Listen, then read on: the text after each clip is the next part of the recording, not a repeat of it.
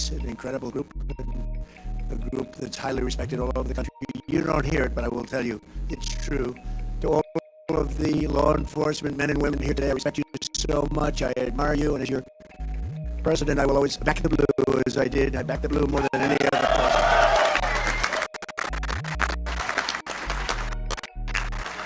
I was not a defunder like Kamala. She was a defunder. She was a 10-year defunder. When you want to defund for 10 years, that's the end of that one. I think you could leave right now and you say there's no way that we're not voting for that guy. That's the ultimate. Before we begin, big news today is that Manhattan DA witch hunt against me has been postponed because everyone realizes that there was no case because I did nothing wrong. It's a witch hunt. It's an attack by political opponents in Washington, D.C. And Comrade Kamala Harris and radical left opponents for purposes of election interference. That's all that was. It's a case that should have never been brought, but nothing like that has ever really happened in the United States that we know of, at least. And it's strictly third world, banana republic stuff. Importantly, the public understands this, and so does every legal scholar, expert in lunar, including people and just highly respected people like the people in this room, highly respected, like Ann McCarthy, Jonathan Turley, Alan Dershowitz, Mark Levin, Stephen Calabrese, David Rifkin, Greg Jarrett, Katie and Andrew Cherkowski, and even from CNN, Eli Honig. I appreciate that, Eli, because he's been great. They all said it's a case that is not a case, shouldn't even be brought politics. But I greatly appreciate the words in the letter today from the judge. He said, if necessary, being utilized in the decision because there should be no, if necessary, this case should rightfully be terminated immediately. And as we prepare for the most important election in the history of our country, it's the most important election we've ever had because our country is going bad. You may have noticed, you take a look at some of the people pouring into our country by the millions. In addition, there was a big political victory today in a certain place called North Carolina. Has anybody heard of North Carolina? I even have a grandchild, a very beautiful grandchild named Carolina. And Laura's here today. Where is Laura? Where are you? Right there. Right there. Carolina's a beauty. She's a beautiful, and Eric came. He doesn't come too often for this, you know. He'd rather do his own speeches. People would rather hear him. So it's a big couple. Beautiful children.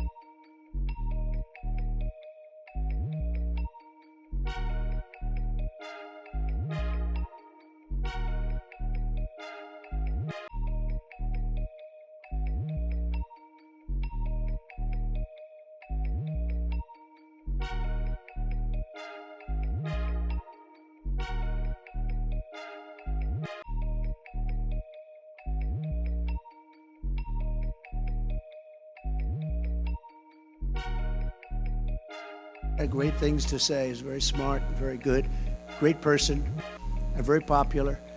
So they didn't want to have, and we didn't, but he didn't either. He didn't want to have his name, so he gets some votes even though he was with us. We just won in the court. They said, no, it has to be left up there. And some people wouldn't realize it. So rather than voting for us, they'd vote for him, and that wouldn't help us very much, would it? And so that was a big thing. It means that all of those who love Bobby and all that he stands for, especially regarding the health and well-being of us, can They vote for me now. So all of the Bobby people are going to vote for me, and I appreciate the decision. When I grew up, we revered the men and women that we knew as I grew up in New York. And you've all heard of New York's finest. New York's finest. Who's from New York? Oh, there they are. You guys, New York's finest endorsed me, and they're not supposed to. They said, we don't care. We're endorsing you anyway, right? But I appreciate it. Thank you very much.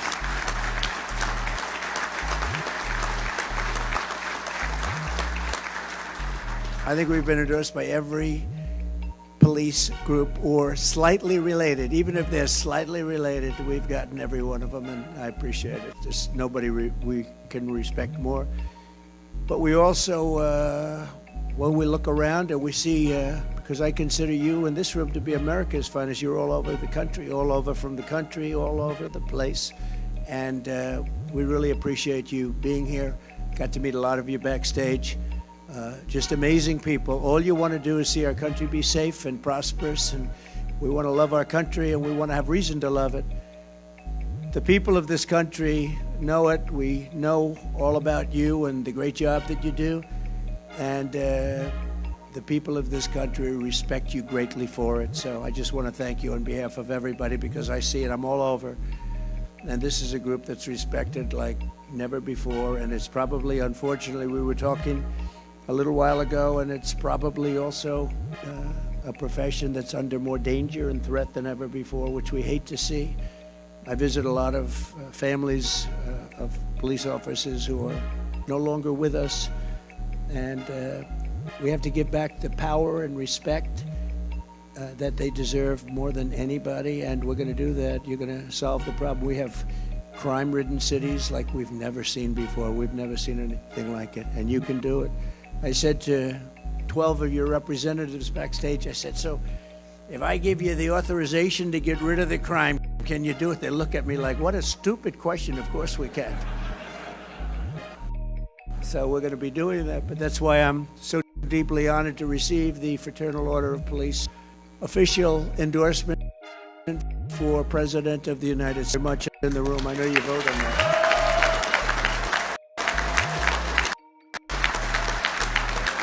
Very much.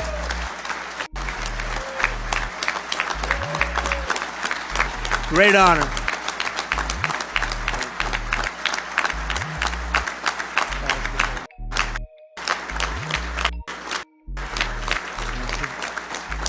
Thank you very much. Thank you, Patrick. I want to thank Patrick and every officer here this afternoon. It's really something I forget. 373,000, and Patrick just corrected the teleprompter. How did you add the other 4,000 people? They want to join so badly because they think we're going to win. Everyone now wants to be doing that. Huh? He said he doesn't think he knows. Thank you very much. So to think that numbers like that, I mean, that's a big group. That's the largest group in the country by far, I guess, right? I also want to thank RNC Chairman Michael Whatley, who used to be, as you know, the Republican Party chairman of the state, and we won the state so beautifully, frankly, so easily. And he was very much into securing the vote. That's why he's the head of the whole. Look, if we keep the down to a minimum, because these people cheat. They cheat like hell. If we can keep it down to a minimum, we win easily. If we had, let's say, a beautiful vote counter, an honest person comes down from on high to count the votes, we win. I could stop campaigning. I told Michael and Laura, I don't have anywhere anymore. I'm just going to relax but we have to win, We too big to rig is the statement we use. But Michael and Laura, who's the co-chair, have been working really hard. So thank you, Laura, very much. We appreciate it very much. As we gather today, American cities, suburbs, and towns are totally under siege. Kamala Harris, brutal dead misery, and death upon our land. Other than that, they're doing actually quite well. Thank you. Just yesterday, 3 police officers were shot in Milwaukee, very tragically. 31 people were shot and 5 were killed in Chicago over Labor Day. Can you imagine that? It's worse than Afghanistan. We hear about Afghanistan and all places. They don't compare with numbers like this. War is now facing the 6th deadly crisis in American history, and the number of homeless people on the streets of New York has just reached a 20-year high, and it's going a lot higher. Hundreds of thousands of illegal aliens. You know, you can't, according to that fake, they don't like illegal migrant, they don't like illegal alien, they don't like anything. You just call them citizens, future citizens. You ever hear that one? Future citizens of our country. That's what they want to hear, but I don't think this is line to do that. In city after city, the law-abiding citizen is forced to live in fear and in filth. Mothers can't take their kids everywhere. The innocent are victimized in random attacks. Very brutal attacks and slayings are absolutely commonplace. Mobs of criminals walk into stores and clean out thousands of dollars in merchandise with absolutely no fear of punishment because you're not allowed to do your jobs. You can't even go to a pharmacy without everything being locked behind glass. The new thing in New York, you go to a pharmacy to buy aspirin, to buy a toothbrush, and it takes you 45 minutes to get a clerk to open up the glass because people are walking in just taking as much as they want. I don't know if you know that in San Francisco, which this woman, our opponent, I would say our opponent, I think we can, anybody in favor of her in this room, by the way? Let me just, okay, then I can safely say our opponent. But she, no, she destroyed San Francisco, but she came up with a great idea. You can steal as much up to $950 and nothing happens to you. After that, nothing happens to you also. If you want to really think of it, really nothing happens to you no matter what the hell you do. Unless you happen to be running for office and you accuse the election of being fraudulent, then a lot of things happen, okay? But other than that, nothing happens. Think of that, 950, so guys are walking in with calculators. You have criminals walking in, they're adding it up because they know if they stay below 950, can you believe it? 950 is like a lot of money, isn't it? Under the Harris regime, 99% of law-abiding citizens suffer while criminals run free, and our country is plagued into literally third world conditions. In many ways, we're a third world country, but we're going to clean that up real fast.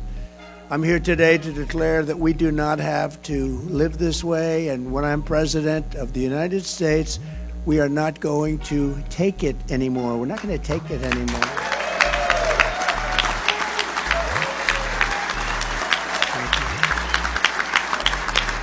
Thank you.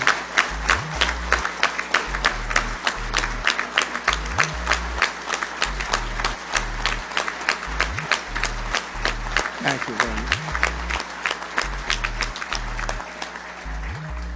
And frankly, no country can sustain what we're going through with 21 million people allowed to come in from places that we don't want to talk about, but we will.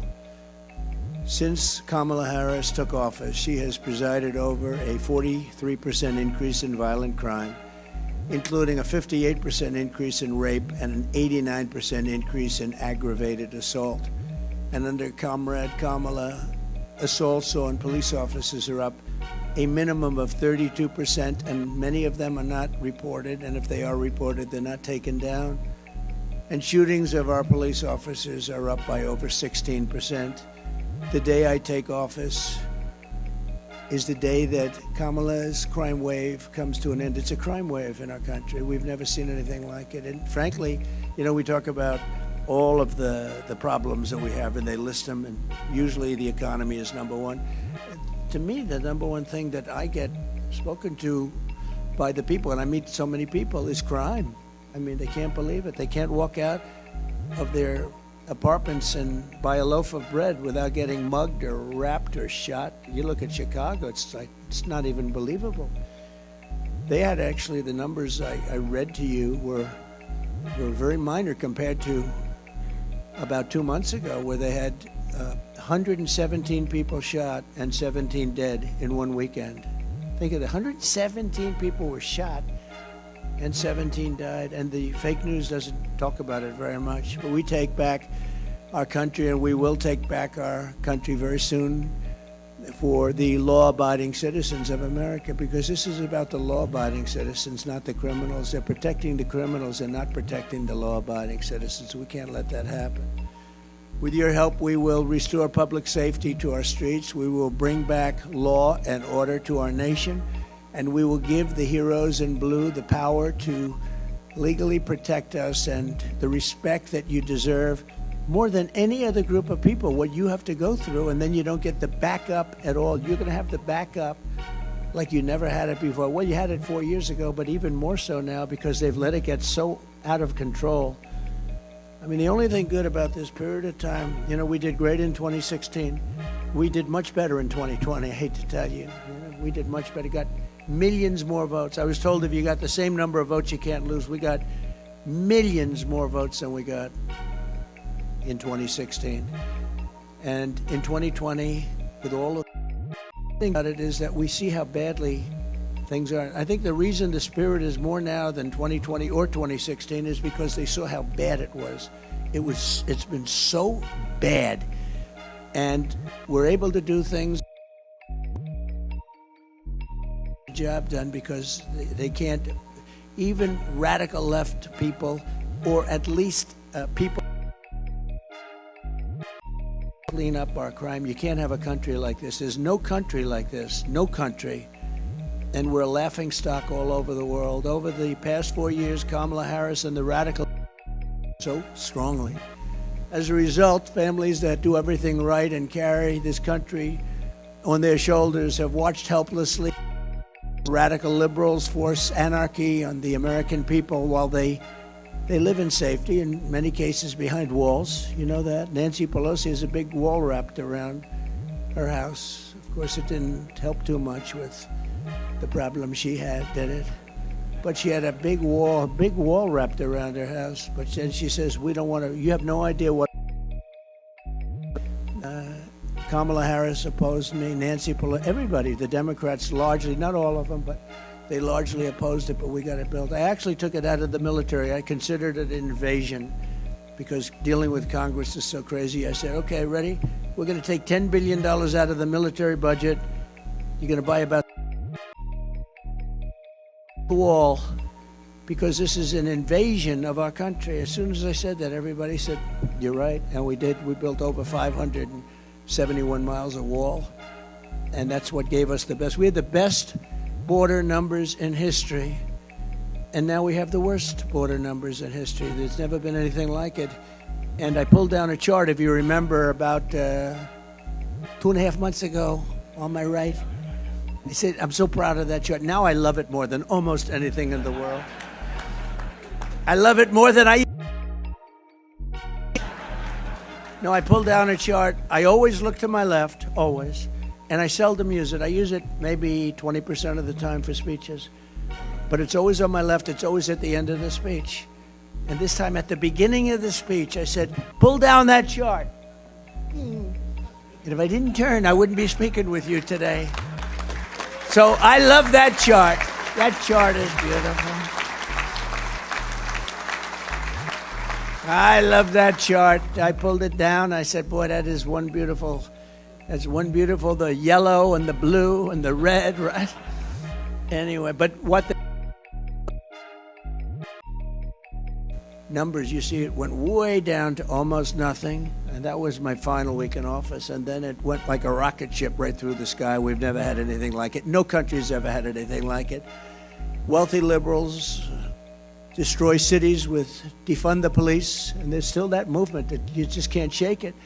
And sanctuary for illegals while they move further into gated compounds. They set loose violent repeat offenders with no bail while Marxist prosecutors harass and threaten police officers who protect the hardworking citizens. They don't want you to protect the people.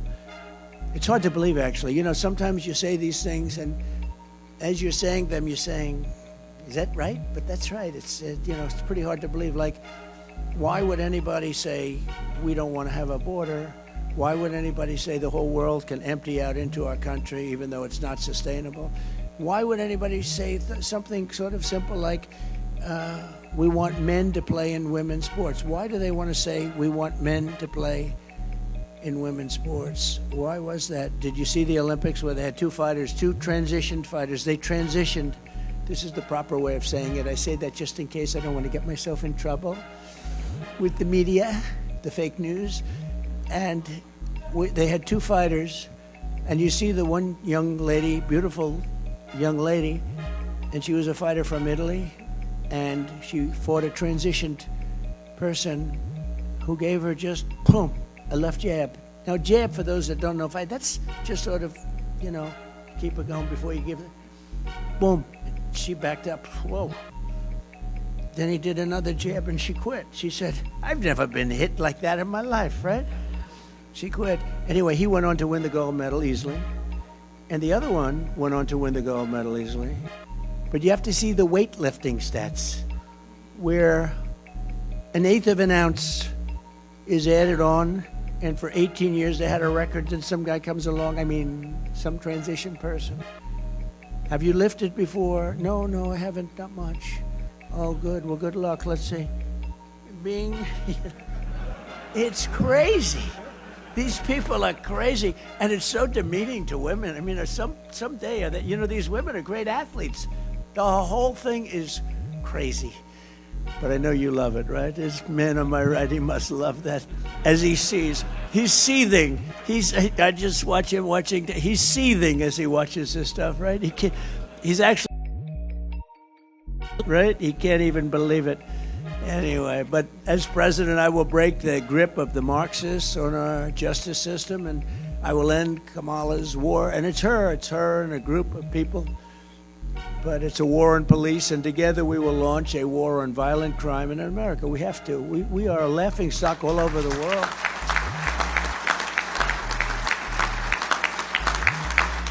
Everyone's always talking about these terrible countries to live in, that regime and this or that. But those countries don't have crime like we do, not even close. Under Harris, the number of police resignations surged recently to over 60%. You've never had a number like that. In the first spending bill I signed, I will make a record investment in hiring, retention, and training for police officers. It's so important. It's powerful, so important.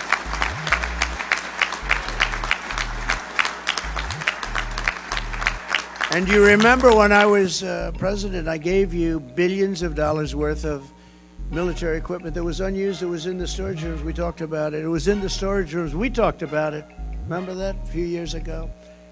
And I made it available to the police. I took such heat. They said, it looks too powerful. It looks police-like. I said, isn't that a good thing? That's a good thing. But I gave you billions of dollars. It was sitting there drawing dust, billions and billions. It had storage houses all over the country, big storage houses of trucks, and a lot of it was defensive material too, and defensive Jeeps with armor plates all over them, and a lot of great stuff. And I gave it all out to the police. Took a lot of heat. I thought it would be a popular thing. It was with the police, but the crazies out there, they thought it was just a terrible thing. They thought it looked too powerful. And you got it, and we saved a lot of lives with that equipment, right? We saved a lot of lives. And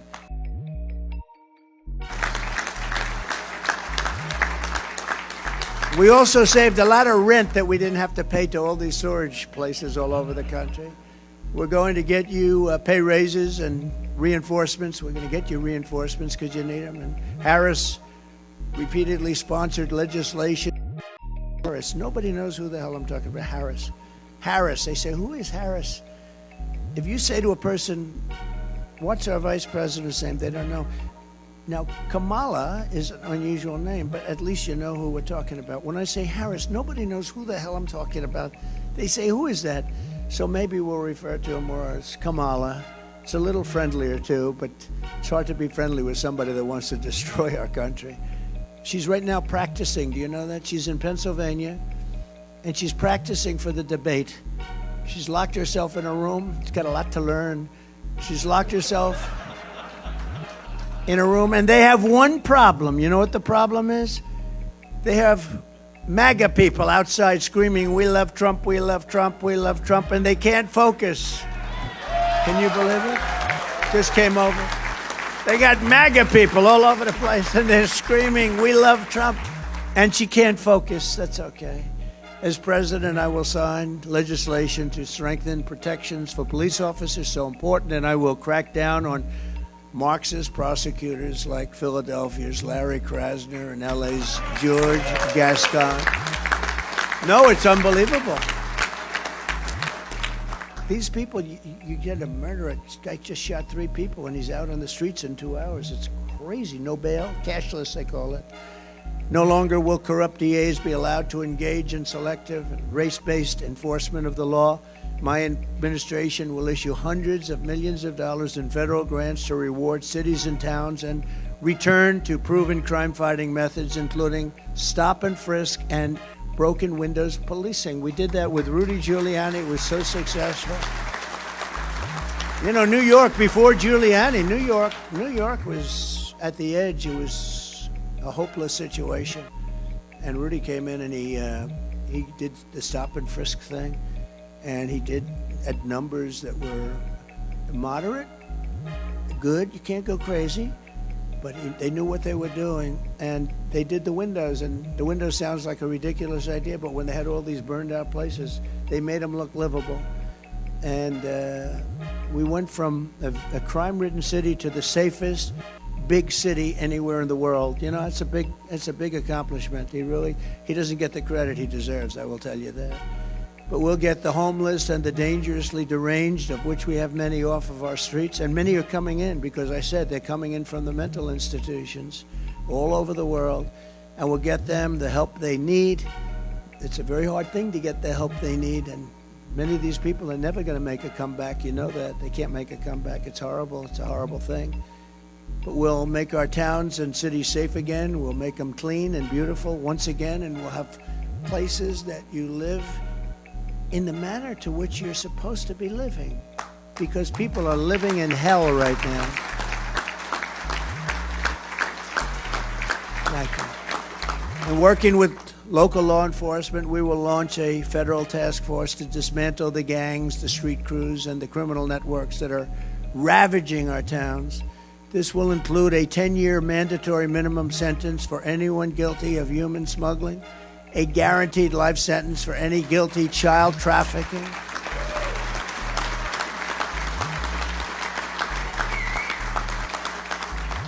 and the death penalty for drug dealers and anyone guilty of child or woman sex trafficking, which they are doing at numbers which are massive. And we're also calling for a strong death penalty for anyone who kills a police officer.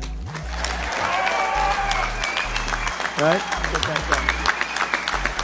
We'll get that done.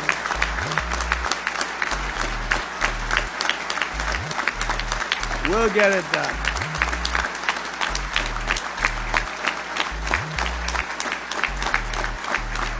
Thank you.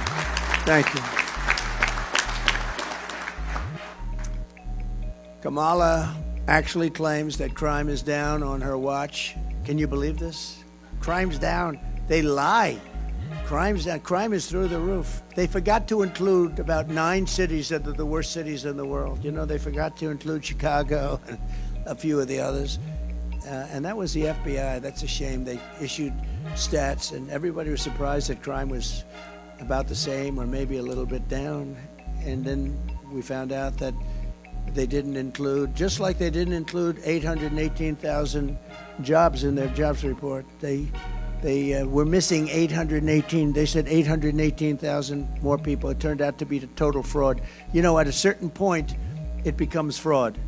When you're down by 5,000 or 10,000 people, but 818,000 fake job numbers were put in a month ago, and it was revealed by a leaker or somebody, but it came out and it was really pretty bad. But they did the same thing on the crime numbers in order to make the crime numbers look better, which are still atrocious, but they wanted to make them look better. And Kamala's crime statistics are really as fake, essentially, as those job numbers. But you just think of it. I mean, Think of it. 818,000 fake jobs they put in order to make their job numbers look better. The FBI's crime report does not include crime numbers from the most dangerous war zones and ganglands in America. Chicago, I'll tell you, the ones that weren't included are Chicago, Oakland, New Orleans, Los Angeles, San Francisco, and San Jose, which is rough. Nearly 30% of jurisdictions did not report their crime stats, and they were the ones that had the highest numbers. So that's why your crime numbers were terrible, but they didn't look as bad as they should. Crime is worse today than at any time in our country's history. Kamala Harris destroyed San Francisco. She destroyed California, and now she's destroying America. She will destroy this country. She will destroy this country.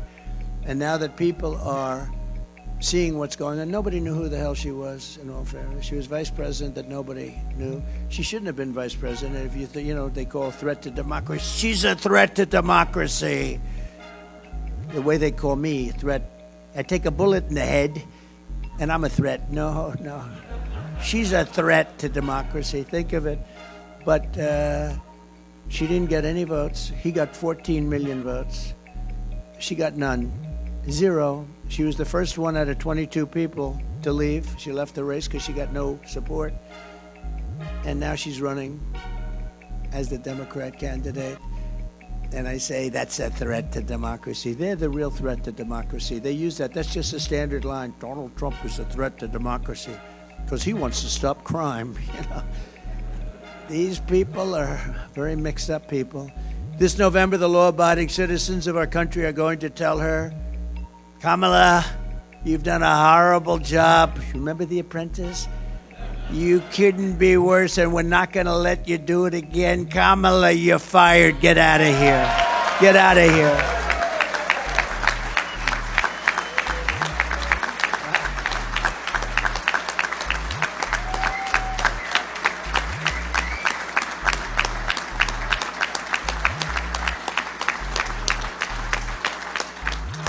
It is true, though. I mean, she got no votes, and now she's running, so she explained that one. It's not the Democratic way. It's not a Democrat. I never call it. They call it the Democratic Party because it sounds so nice. I call it the Democrat Party. It's actually the Democrat Party. They ought to change the name. They're always arguing that. I always call it it's called Democrat Party. Democratic sounds so beautiful, the Democratic Party. It's even nicer in a speech. But they ought to change the name instead of complaining. And you know what she could do? All these things that she complains about right now, she should go and fix them. She shouldn't even go to the debate. She should go back to Washington, D.C. and fix all the things she's complaining about. There's no problem. As DA of San Francisco, Kamala was the original Marxist prosecutor. She was the original.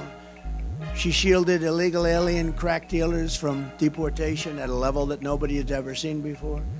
She refused to seek the death penalty for an animal who killed a police officer. She didn't even call the officer's family. She refused. She didn't want to call his family. As California Attorney General, Kamala redefined sex trafficking, and child sex trafficking, and assault with a deadly weapon, and rape of an unconscious person as totally nonviolent crimes. Kamala then called herself a leader of the movement for no cash bail. She was very proud of that, no cash bail. That has done more to hurt our cities than almost anything I can think of, where these people are getting out of jail 1 hour later. They don't even see the jail, and they're violent criminals, and they're out of jail immediately. She called for abolishing ICE, and these ICE people are incredible patriots, and they have a tough job, and you work with them very closely, but they are incredible, and they're tough, and they love our country. And ending all jail sentences for parole violators. No more jail sentence. What's the purpose of even reporting if you don't go to jail for parole violations? Unless, again, you're involved in political activity, meaning you want to run a democratic country. You want to run a country that is based on fair and free voting. You're in serious trouble if you get caught trying to find out what are the real results of an election. It's an amazing thing. Do you ever see that? They go after the people that are looking at the crime, and they do terrible things to them. But the people that committed the voter fraud and everything, They can do whatever they want to do. It's so crazy. And I hope you, as the greatest people, just as great as there is anybody in their country, I hope you watch for voter fraud. So it starts early, it starts in a week, but I hope you can watch, and you're all over the place. Watch for the voter fraud, because we win. Without voter fraud, we win so easily. Hopefully we're going to win anyway, but we want to keep it down. You can keep it down just by watching, because believe it or not, they're afraid of that badge. They're afraid of you people. They're afraid of that more than anything else. They're afraid. So I hope you can watch. During the 2020 riots, Kamala Harris urged her followers to donate to a fund to bail out violent rioters, arsonists, and looters out of jail. You remember in Minnesota, one of the criminals she helped bail out of jail went on to murder a man in St. Paul, shooting him 6 times in the head and torso. Most disqualifying of all, Kamala Harris endorsed defunding the police, and she endorsed it for so many years.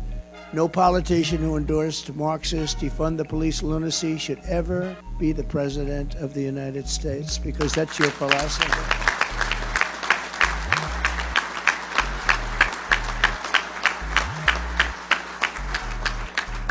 I promise you, I will never tell you we're going to defund the police. I will only tell you that we might overfund the police. We'll be over budget. I'll have to call up Patrick and say, Patrick, we're over budget. I'm sorry.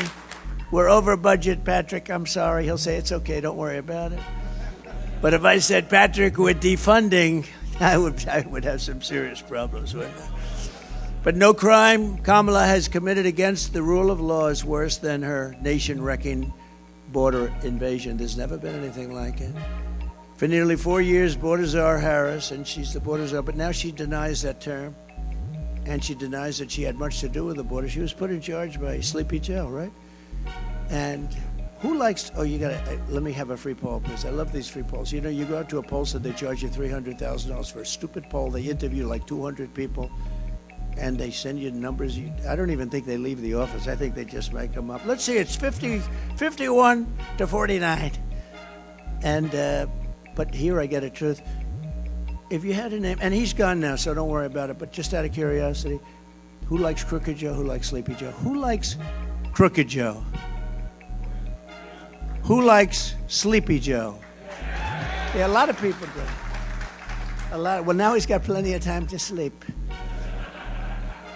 You ever see a guy, somebody told him he looks great in a bathing suit on a Monday, Tuesday, Wednesday, Thursday, and Friday during the week, and he goes to the beach with a thing that's built, it's built for children to lift up. It's aluminum, and he can't lift it. He can't lift his feet out of the sand. And then he's dead, cold, knocked out, sleeping. And I say, if I ever hit that kind of a condition, and hopefully it won't happen for a long time, the last thing I'm going to want to do is be sleeping with cameras all over the place taking your picture. I don't want to be sleeping in public. He sleeps like, I've never seen anybody sleep like that. He hits the chair, and he's within seconds, he's gone, he's out. And he's a 6 handicap, yeah. You ever see him swing? He goes like, the ball goes 3 yards if he's lucky, if it doesn't go backwards. Somebody said, that angered you, because they said I was very good in the debate. John King from CNN, that was one of the great debate performances. I didn't think about it, but they said the only time he got angry was when he said he was a 6 handicap. And did you notice he said, I'm a 6 handicap. He always says 6.2, he wants to be accurate. The guy's not a 100 handicap. He couldn't break 200. I offered him $1 million if he could break, you saw that. Now, a 6 handicap can easily break 100, right? Easily for those golfers. I said, $1 million to your favorite charity. If you go out, just at a nice course, we'll pick from the blue tees, like middle tees. If you can shoot 100, $1 million. They never heard back from him, But did you notice he said, I'm a 6 handicap? And then within about 30 seconds, he said, well, I'm an 8 handicap. I said, that was quick. We got him up 2 strokes. Yeah, they said I was the most angry when I heard that, because it may have been more fabricated than almost anything else he said. Anyway, no, that's the whole story with these people. Look, they lie and they cheat, and they've destroyed our country. They've destroyed our country. He's the worst president our country's ever had. She's the worst vice president. There's never been such destruction, and I mean a war that would have never been had. There's no way Russia was going in. I know Putin very well. He was not going in. There's no way that Israel would have been attacked on October 7th. We wouldn't have inflation. You wouldn't have had that travesty in Afghanistan, the most embarrassing day in the history of our country. No, we've never had a person like this, but of all of them, I think allowing 21 million plus people to come in from places unknown, I think I really think it's probably the hardest thing to solve, and it's the worst thing that's happened to our country. But they've invaded our country, and as I said, they came from the prisons and the jails and the mental institutions, and more terrorists than we've ever seen come into our country. We actually had a year where Border Patrol said that we had no terrorists. I didn't believe it, but I love it. 2019, they said no terrorists have come into our country. None. I don't believe it. I don't believe it, but I use it anyway because it's what a stat. But they said, but we were very tough on that. And there were very few. I doubt there were, I'm sure there were some, but they said there was 0 terrorists in 2019. Check it out. Border Patrol. And now we have numbers coming in, the likes of which we've never seen. And the worst terrorists in the world are coming in from Yemen. They're coming in from all over the Middle East, and they're coming in from places that even you don't want to know about. An estimated 75% of arrests in Midtown Manhattan and over 60% of arrests in Queens are now illegal aliens. Can you imagine that? So much more than half are illegal aliens. And all they do is talk about how people that come into our country illegally don't commit the same crimes as our people. They're so wrong.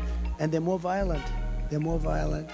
Our country is being ravaged by migrant crime like nobody can believe. In June, 12-year-old, and I got to know the parents, Jocelyn Nungari in Texas was tied up, assaulted, and strangled to death by migrant criminals from Venezuela that Baltazar Harris released into our country. In February, an illegal alien shot 3 D.C. police officers right through a door. In June, an illegal alien shot 2 NYPD officers, 1 in the chest, 1 in the leg. Many have died. Many have died. You could go over these stats all day long. Death.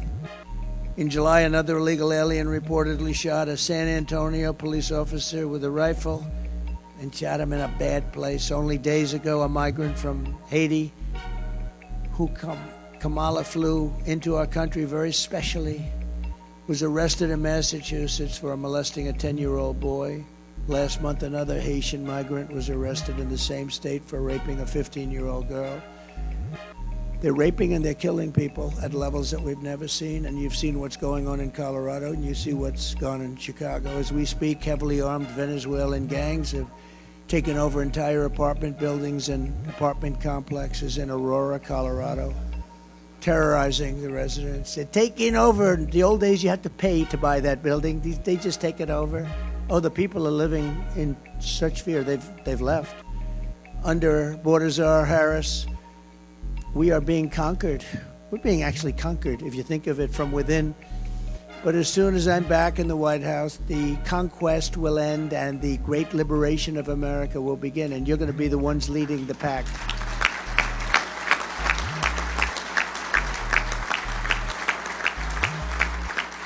We will take back every single square inch of American territory, and that's been invaded by these migrant gangs. It's been taken over. I mean, real estate patches have been taken over, and this is just the beginning. You haven't seen anything yet because they're just sort of assimilating. And how about what they're doing to our schools? They're going into schools, they're beating the hell out of our other pupils. We're giving them chairs, and we're telling people that have been there, families that have had their children in that school, you can't go to that school anymore. We will dispatch ICE and the elite teams of federal law enforcement to clear out the gangs from Aurora and every other American city that's being torn up and victimized. And we'll get MS-13 and other vicious gangs out of our schools, out of our high schools, your communities, and out of our country. We're going to get them out of our country fast. You know, when I first came in, MS-13 was all over the place. We had so much. And I said, take them back to their country, Honduras, Guatemala. Take them back, El Salvador. And a general told me, sir, we can't take them back. Why? They won't accept them.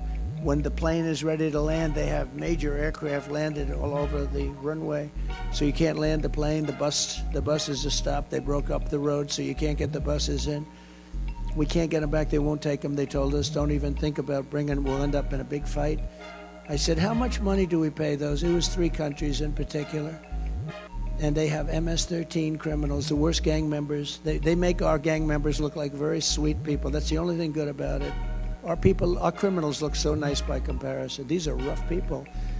I said, how much money do we give these people? They said $750 million. Sir, it's $750 million, sir. I said, let them know that effective immediately, they're not getting any more money. You know, we give it as foreign aid like fools. We give so much money to people that don't have any respect for us at all. Tell them the money is cut off. They are defunded. I wish I used that term. We're defunding. We're defunding them. They're delinquent. We're defunding them. And they told them that. And the next day I get a call from the 3 countries. It was like almost early in the morning in the Oval Office. Sir, there seems to be a problem. Is there anything I can do? You have to understand, they wouldn't let for years anybody come back. They got them out. They got their criminals out of the country, gave them to us. When we sent them back, they said, sir, is there anything, is there a problem? I said, yeah. You sent in caravans all of these people, and you're not taking them back. You're going to take them back. Sure, we would love to take them back, please. It would be our great honor to have MS-13 back in our country, sir. It would be our great. We love MS-13 very much. They only kill 5 people a year per person. And they took them back. I still didn't pay them. I still didn't pay them. But you know, I just found out that now they're getting $4 billion with Biden. $4 billion instead of the $750 million. And they're behaving worse than they've ever behaved.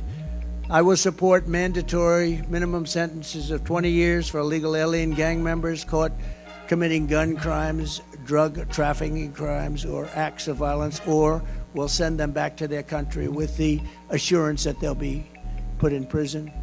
And I will make their home countries pay for the cost of their imprisonment through reduced foreign aid and high tariffs or taxes if they don't behave. You know, the tariffs are great. If they don't behave, you just say, that's okay, you don't have to behave. I'm putting a 50% tariff on everything you send in. And they behave like little babies. The days of foreign nations dumping their criminals into America are over. I will stop the invasion. I will shut down deadly sanctuary cities, and we will carry out the largest deportation operation, because we have no choice, in the history of our country. By sealing the border, we will also push back the flood of fentanyl and other deadly drugs that's pouring into our country at record numbers. Under my administration, we reduced drug overdose deaths by first time in nearly 3 decades by quite a bit, but nothing like it could be. Because the only thing that's going to stop drug dealers from doing their job is a thing called the death penalty. And I don't know, people are ready for the death penalty. You know, a drug dealer kills during his or her life an average of 500 people. So when you say the death penalty and it ends, I was in China with President Xi before COVID. I got along with him very well. After COVID, I didn't really deal with him. I wasn't so thrilled with him, but I got along with him, had a good relationship. I said, you have 1.4 billion people. Do you have a drug problem? No, we have no drug problem. And what do you attribute that to? Death penalty. Death penalty for drug dealers. They have no problem with 1.5. They have no problem. The only problem they have is they send the drugs to us. Under Kamala, drug overdose deaths are up 18%, but we're going to stop the scourge. I will sign an executive order on my first day, making it the official policy of the U.S. government to completely eliminate the presence of drug cartels and foreign gangs in the United States. We're going to eliminate them. And as I did 4 years ago, we will deploy the U.S. Navy to impose a full blockade on cartel activity, because what they do is you block up the land all of a sudden. The money they make is astronomical.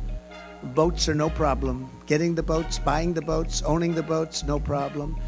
I will get China to give their maximum death penalty to dealers of fentanyl. I had that deal worked out with President Xi.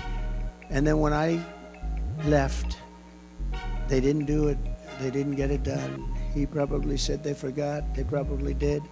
But we had a deal where he was going to impose the maximum penalty, which was death, on dealers that were sending fentanyl to the United States. How good would that have been? Starting on November 5th, the most important day in the history of our country, no neighborhood will be left to rot from the plague of drugs. No citizen will be abandoned to migrant gangs, and no community will be surrendered to violent crime. We will take back our cities. We will clean up our streets. We will restore peace to our schools. And together we will make America safe again for citizens of every race, religion, color, and creed. Together we will make America great again. And thank you very much for this great honor of the endorsement. God bless you. God bless our great police. And God bless America. Thank you very much, Pastor.